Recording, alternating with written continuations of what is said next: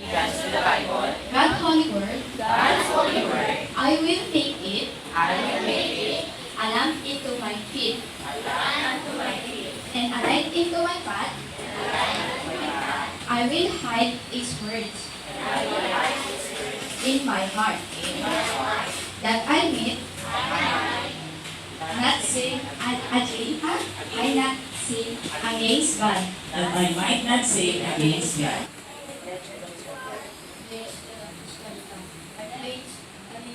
I pledge allegiance to the Christian flag and to the Savior, for whose kingdom stands one Savior, crucified, died, risen, and coming again. I die with liberty to all who believe. Ako ay Pilipino, buong katapatan ng buong pagkatawag ng Pilipinas, at sabag-sabag at sinasagisa na may kapal, katarungan at kalayaan na ipinamikilos ng sambayan ng mga Diyos sa taong at bansa. With all my mind, with all my strength, with all my strength, with all my heart, with every beat of my heart, I'm gonna serve the Lord. This is the greatest commandment, to the God above all else. Oh, this is the greatest commandment, and then to love my neighbor as myself. This is the greatest commandment, to the God above all else. Oh, this is the greatest commandment, and then to love my neighbor as myself, and then to love my neighbor as myself. One more time, kasi first With all my mind, with all my mind, with all my strength, with all my strength, with all my heart, with every beat of my heart, I'm gonna serve you, Lord. This is the greatest commandment, the God above all else. Oh, this is the greatest commandment, and then to love my neighbor as myself. This is the greatest commandment, the God above all else. Oh, this is the greatest commandment, and then to love my neighbor as myself, and then to love my neighbor as myself. Mabuting Samaritano. Isang dalubhasa sa kautusan ng Hudyo ang lumapit kay Jesus upang siya ay subukin.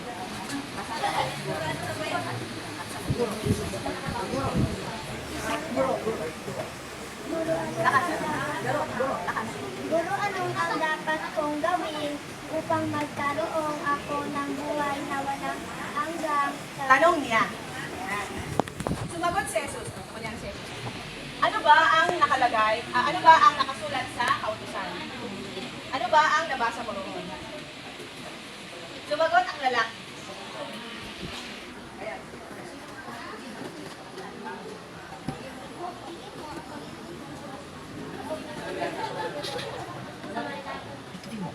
para mag-iwan. Okay. Sabi ni Jesus, tama ang sagot mo. Gawin mo iyan at magkakamit ka ng buhay na walang hanggan. Upang huwag siyang lumas sa kabila-hila, nagtanong pa ang lalaki.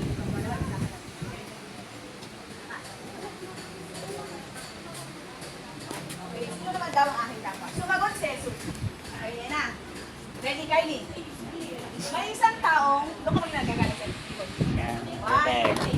May isang taong naglalakbay mula sa Jerusalem papuntang Jericho. Pinarang siya ng mga tulisan. Uy, kayo. Pinarang siya ng mga tulisan. Harangan nyo. Pinuha pati damit niya. O, kunin nyo. Sa kanyang katawan, binugbog. Bubog. At iniwang halos patay na. O, Okay. Kylie. Alis na. Kylie, dito. Yan. Nagkataon, ayan na. Listen carefully. Nagkataon, dumaan doon ang isang paring mudyo. Dumaan ang isang paring mudyo. Nang makita ang taong nakahandusay. Tingnan. Lumingon siya at nagpatuloy sa kanya paglalakad. Okay. Next, dumaan naman ang isang Levita. Ngunit nang makita niya ang taong binugbog, lumingon din ito at nagpatuloy sa kanya paglalakad. Ngunit, may isang Samaritanong naglalakbay na napadaan doon. Nakita niya ang biktima at siya'y naawa. Siya'y naawa. Nilapitan niya ito, binuhusan ng langis. Binuhusan ng langis at alak. Buhos mo. Yung sugat. Langis at alak. Yan. Pagkatapos, ayan. Ang mga sugat at binendahan. Binendahan. Binendahan. Sa kamay at sa kamay. Pagkatapos, ang lalaki ay sinakay ng Samaritano sa kanyang asno at dinala ito sa bahay panuluyan upang maalagaan doon. Yun siya, Ate Joyce, paupuin mo siya doon. Akayin mo kunyari. Yan. Upo ka At dyan. sinabi, eto, alagaan mo siya. At kung higit pa riyan ang inyong magagastos, babayaran ko sa aking pagbabalik. At nagtanong si Jesus. Okay, nagtanong si Jesus. Sa palagay mo, sino kaya sa tatlo ang naging tunay na kapwa ng tao? Hinarap ng mga kabisan. Okay? And that's the story. Thank you. Yay!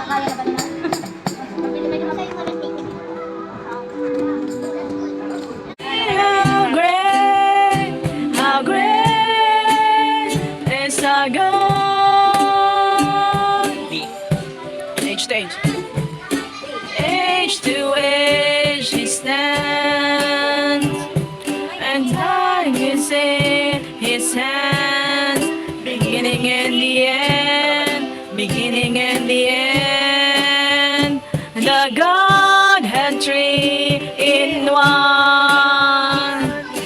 Father, Spirit, Son, the Lion and the Lamb, the Lion and the Lamb. How great